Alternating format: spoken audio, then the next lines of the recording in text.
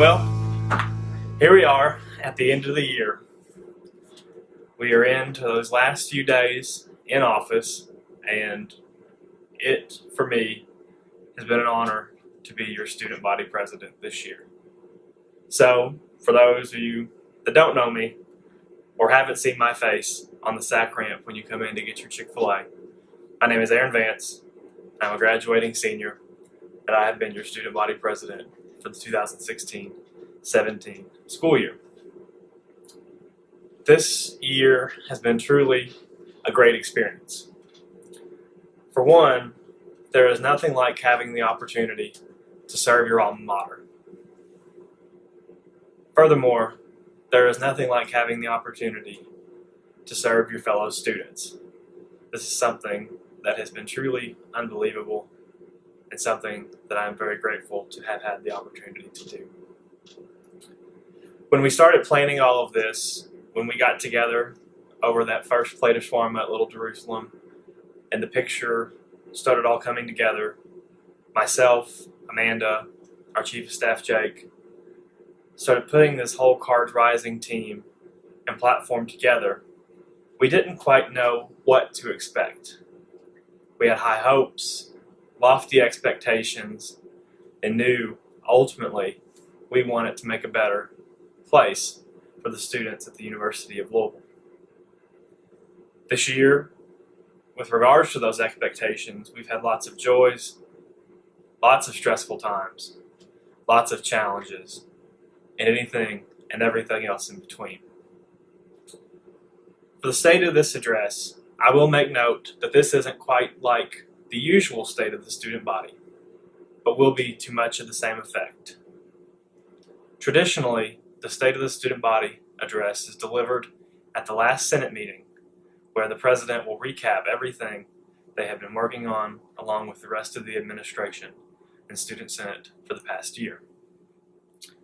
This year has been quite unlike any other, so we felt it more appropriate to save it to the last day, right here at the University of Louisville, now that our finals are over, so we could capture everything and all the work that we've had to do up until the very last moments that we've been here in office. This year, too, we decided that we wanted to do something a little differently, and we wanted to start a new tradition for SGA at U of L. It is my hope that forthcoming administrations will continue the same commitment to transparency and accessibility, and will continue to promote and to create an annual report, like we have opted to do this year, where we will outline everything we have worked on, all of our joys, all of our achievements, and what we still have left to accomplish as we leave this institution. So, to begin, to get into the good of it all, it's been really an impressive year at the University of Louisville. For students, faculty, and staff, some amazing things have been happening. For our students, we've been able to hold tuition flat, something that many of our other partner Kentucky schools haven't been able to do. So next year, students will see on their tuition bill no increase in tuition as compared to other students at the University of Kentucky, Western, Eastern, Northern, you name it, where some schools were looking at even the highest of a 5% increase on tuition. We've been able to create a program where students can earn some of those tuition dollars back with credit for credit. So for every 15 credit hours you complete, you'll be receiving money back off of your bill for the next year, along with many other great new opportunities, scholarships, and programs that reflect our values and mission here at the University of Louisville. Amongst our classmates and amongst our SGA staff, we've been able to bring home another Truman Award, with Judd Adams being the next Truman Scholar, the third in the last 4 years, right here from the University of Louisville in the state of Kentucky. We see more Fulbrights, more CLSs, and other prestigious scholars are coming out of the ranks of our fellow classmates. Our students and faculty have continued to conduct groundbreaking research and do amazing clinical work, along with other studies and services for our community and for our Commonwealth. Some impressive seasons by both our men's and women's teams have punctuated the great work going on right here at our campus and in the classrooms. From Lamar's Heisman to beating UK in basketball to the impressive season that our men's baseball team is having. It's really an exciting time to be a Cardinal, and I think we can expect much of the same in the coming year. Most importantly, we've worked tirelessly to put this university back on track. We've had to put it back on track because of some of the bigger challenges and issues that we have had to face as an institution.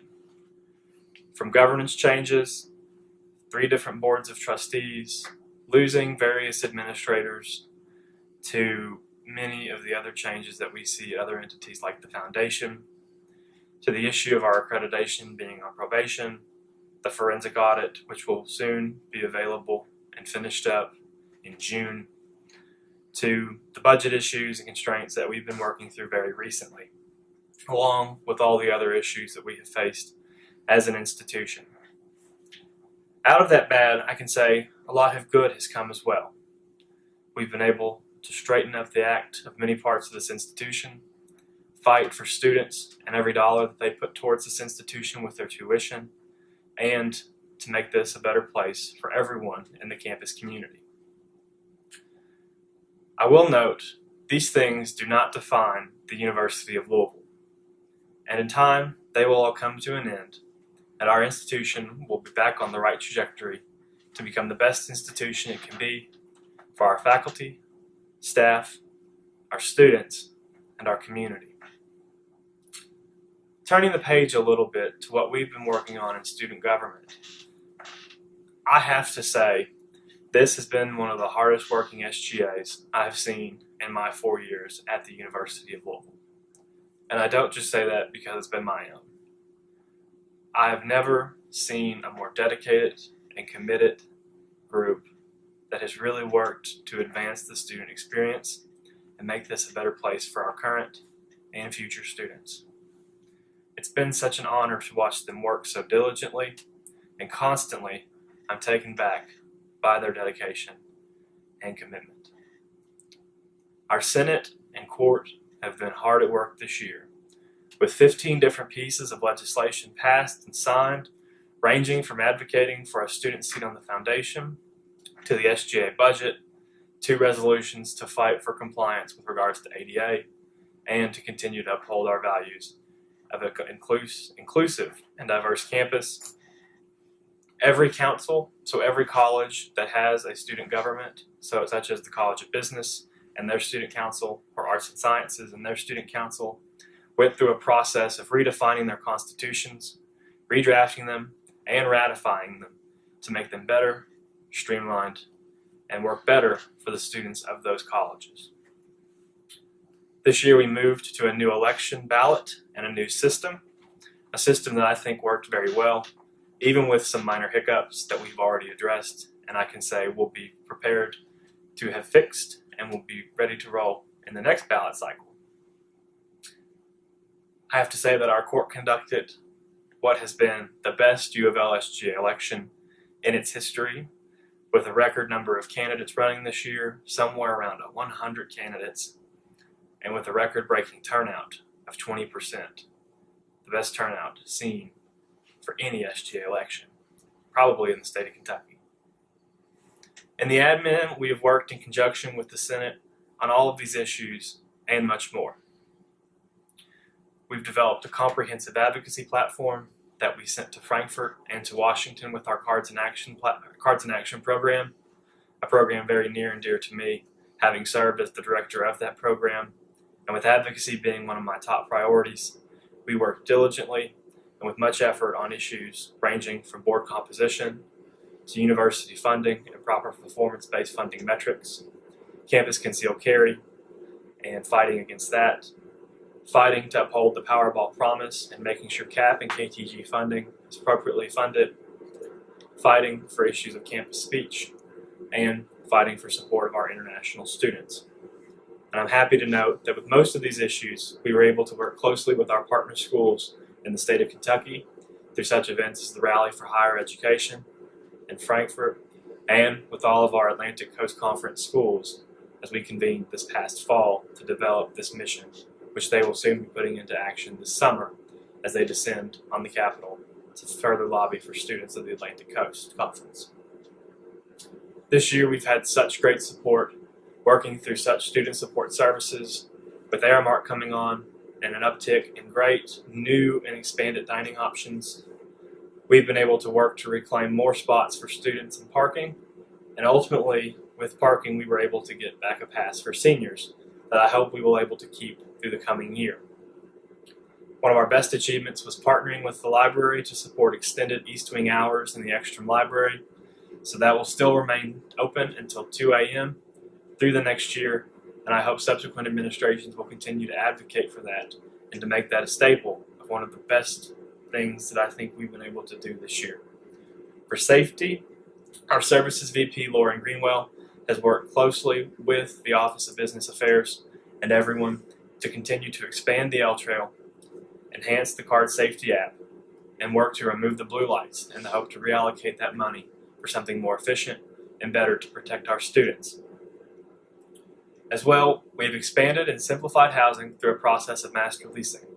So most of you will notice that next year, University Point and Cardtown will be properties that you can apply to live in via the same common housing application, along with places like Betty Johnson, Kurz, Freckled, and Miller, as we've been able to bring 3 different applications into one in an effort to make it easier and more simpler for our students to have great housing near campus. On the academic side, our academic vice president, Meredith Cooksey, has also worked diligently on many academic policies and initiatives to include redefining the Gen Ed curriculum, which we will see with the introduction of the new Cardinal Core programming to replace the previous Gen Ed requirements. She's worked tirelessly to make course evals more effective and reflective of the student experience so that we can better gauge our professors and faculty and ensure that they are teaching to the highest capacity and are serving our students in their academic mission, as well as having worked closely with the Committee for the Quality Enhancement Plan, a part of the SACS reaccreditation process, where they have been developing a program for our second-year students. Another big point has been our commitment to diversity and inclusivity. Really, in a time of a lot of unrest and concern in the national scene, in politics, and what we may call a really divisive time, we have been devoting our time to making sure that U of L is working to uphold its values as inclusive and committed university. Specifically, Amanda Nitzkin, our executive vice president, has put in a lot of time, along with various RSOs and with the Office of the Vice Provost for Diversity and International Affairs, Dr. Taylor Archer, on programs such as Unity Week and the I Belong campaign, which were huge successes and saw great turnout amongst our students. A diversity climate survey went out so we can better gauge what our students are feeling in their time here at the University of Louisville. We've been working closely with our international students in the wake of various immigration measures from the new administration to make sure they understand where they are and what their rights are and what it looks like in the coming months, so that way we can make sure that their experience is not hindered and that they will not face any other fears or problems here at U of L. We successfully lobbied the administration to sign on to the Pomona Letter, a petition asking for the new administration to maintain and uphold the standards of DACA for all of our students that may be affected, and I am so happy and glad to see the commitment on the part of Dr. Neville Pinto and Dr. Greg Postal, both as our interim leadership as interim president, and their commitment to signing on to this letter for those that may be affected by the policies of the new administration. Similarly, I also signed on to the student government version of that letter, a letter word for word, a replica that we as student leaders felt necessary to sign on for our fellow students to make sure that they knew we were also here to support them and stand in solidarity with them. With that as well, we've been working closely to make sure our institution is ADA compliant, that we have the proper resources for people that may need help, student guides, anything else that we may need to make sure our students are adequately feel comfortable in their time here at U of L. While that is only a brief touch of what we've been able to accomplish this year, I know that we're constrained by time, classes, and whatever else we have going on in our lives, we weren't able to reach everything that we wanted to do, and that we weren't able to accomplish everything we intended. I am hopeful, however, that the next administration in SGA will continue to fight for some of these really serious issues that we think need to be addressed as students and in the need to further the student experience. Next year, there will be many searches for permanent leadership. This past year, we passed a resolution outlining the desired characteristics and attributes of our next president that we think would be the most beneficial for the student body. There will also be searches for the provost, CFO, COO, Chief Administrative Officer, and a couple of our other top senior level administrative positions. The next SGI, I hope, will also continue to advocate for a student seat on the foundation. As we've seen, the foundation touches our lives in many more ways than we really even notice. As an entity that holds our endowment, that controls scholarships, has realty aspects, controls parking, housing, it would be very prudential that a voting student member would sit on that board of directors as a voice and not only of oversight, but to provide the proper perspective and knowledge as they move forward and develop their plans after having gone through this audit and governance restructuring. We will continue to advocate for the removal of outdated and superfluous student fees. At the end of the day, the student experience should be affordable, and we recognize that. And we recognize that fees do serve a purpose, whether that be the student services fee, which helps pay for the counseling center, or the student activities fee, which helps to pay for everything that SGA does. We recognize that there is a need to continue to support these great programs that are so beneficial for our students. But we also recognize that there are outdated fees, fees that have no place left at our institution that no longer serve their purpose. And we want to continue to advocate against those to keep tuition low and to keep the final dollar amount that our students have to pay low. I hope that the next administration will continue to streamline SGA and to continue to make it more accessible. That's something we've really been committed to over the past year, and I hope that they will be just as well. This is the voice of all students. And I've always said, it's very hard, probably the hardest of all the constituency reps and the constituency senates. Ours is probably the toughest, having to recognize we need to try to craft policies and advocate for 24,000 different people. So we want to make sure that we're open, available, and that everyone understands that we are here for them. So I hope with that they will continue to amend the Constitution to make the elections more accessible, make voting easier, whatever it may be, to continue to make this the best body to express the student voice and to work for policy that is reflective of student needs. Hopefully, too, I hope they work to review and revise SGA's governing documents and funding structures. We need to continue to make ourselves sustainable and to have a budget model that reflects that, which currently we do not have. With half of our budget coming from student fees and the other half coming from the president's office, we need to work to be a dollar-for-dollar student service so that way we can adequately represent the student voice and not be hindered at what might just be a lack of funds. Again, that is only a touch of the things I hope that they will accomplish that we weren't able to do. We floated many different things this year we weren't able to accomplish or pass through, ranging from trying to rename the Student Activity Center to the Union, to working to add freshman seats in the Student Senate, to working to even develop one-for-one seats for some of our larger, diverse student populations like many other SGAs have across the nation. But I am very confident and very happy with what we've been able to achieve this year. I don't think we would be able to have done it without a great support team, our great staff, our great senators, and everyone in the administration that has helped us along the way and helped us to create great policy and to help us push along a great agenda. So, in closing, I have to end again by thanking you.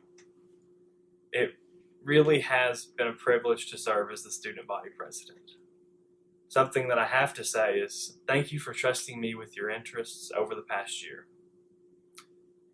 I hope that I've served you all to the best of my own abilities and that I didn't miss any opportunities to serve and better the student experience. I know that I and the entire SGA team have learned a lot over this past year, not only about this campus, but about ourselves and about proper leadership and governance. From advocacy to policy making, we've learned a lot about what goes into this institution, and I'm so proud to say that a lot of hard work, dedication, and commitment, not only on our parts, but throughout the administration, the faculty, the staff, everyone in student involvement, and everyone else along the way, are working to make this place truly much better and much more than it could ever be. I'm so excited from what I've seen over the past year for what the future holds for our alma mater. We've seen a lot of challenges, but none of that matters when we remember the great work that our students are doing every day. Every day you come to class, you go to work, you research, you study, you find time to hang out with your friends and get involved. And that's truly, truly amazing. You breathe life into this institution, and as compared to anything that we may see in the news, any of the issues or the politics, it's so refreshing to recognize the good work that our students are doing every single day. Students make this university what it is, and it's always been a pleasure to remind the administration, our trustees, and sometimes even our governor that that's what this is all about. It's been the greatest part of my last 4 years to have served you all, and again, I appreciate that. So, as I leave, one more final time, as redundant as it may be, I say thank you and go Cards.